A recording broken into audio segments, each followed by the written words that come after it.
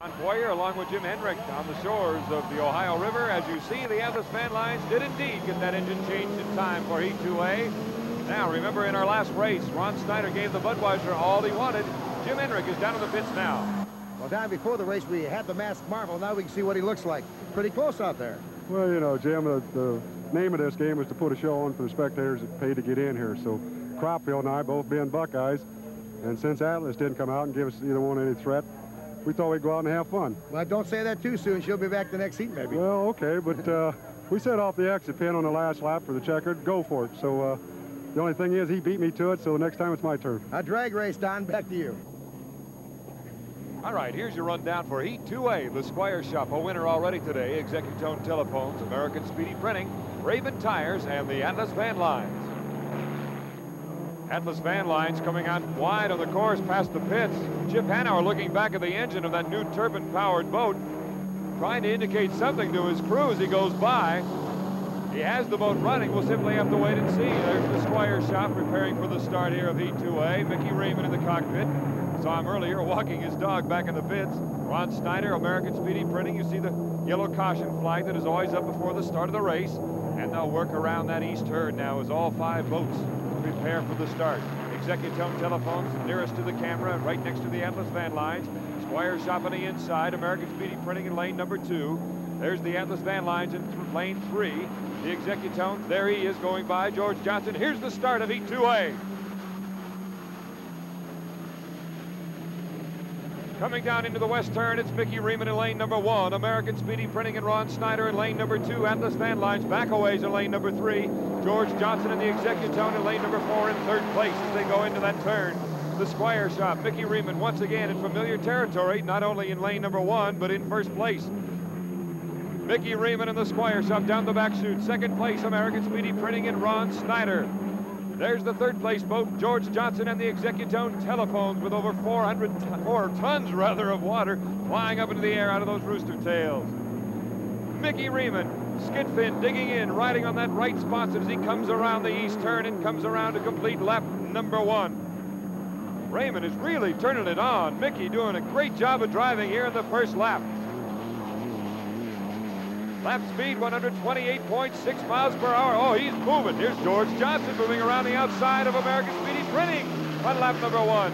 So the Executone Telephone running very well here in Heat 2A as you watch Raven Tires, Jerry Hopp the driver in that hole. Mickey Raymond out on that somewhat choppy water now on the west turn. The boat 3 years old, but new in the camp for Bob Style and Squire Shop. George Johnson, Executone Telephones. You see the big air intake above him, directly behind the cockpit.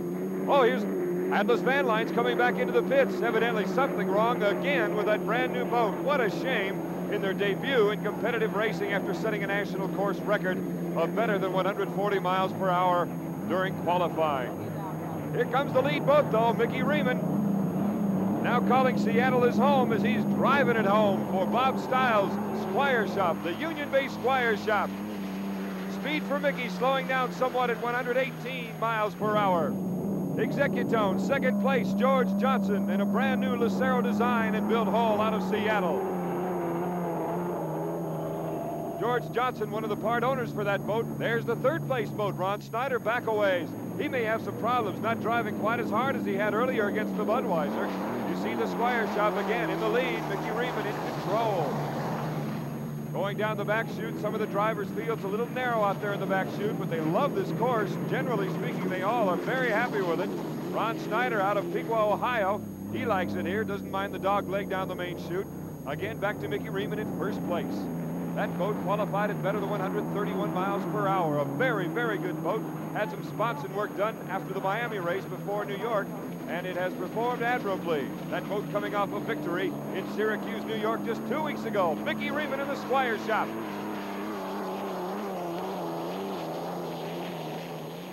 In second place, the Executone with George Johnson, the former offshore racer. Now riding the sponsons of that Lucero design unlimited hydroplane. Second place for the Executone Telephones. As I said earlier, George Johnson, one of about 8 people that have part ownership in this boat, so he knows what's at stake. He not only wants to race and to compete, but keep it together. George Johnson Third place on the left side of your screen, American Speedy Printing with Ron Snyder, and it appears, yes, that the Squire Shop with Mickey Riemann will lap him as they go down that back chute. And the shore very close to that back straightaway as you see the people, and I'll tell you, they're starting to get under some tarps. It's beginning to rain here in Evansville, Indiana, and rain pretty hard. Mickey Riemann in first place. He'll be glad to get back to the pits. Mickey Riemann to pick up another 400 points as winner of Heat 2A, 800 for the day. The Union B Squire Shop winning 2A.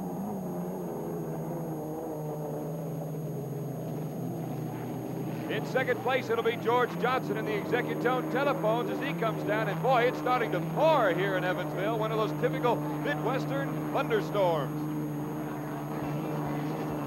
As the heavens open up, it's time for some 85,000 people to try to find some cover here in Evansville. Here are the numbers now on 2A. Squire Shop now with 800 points. Executone Telephones, then American Speedy Printing, Raven Tires, and more problems for the new Atlas van lines did not finish. Whoa, I think it's time for Jim Hendrick and yours truly to find an umbrella. We'll be right back.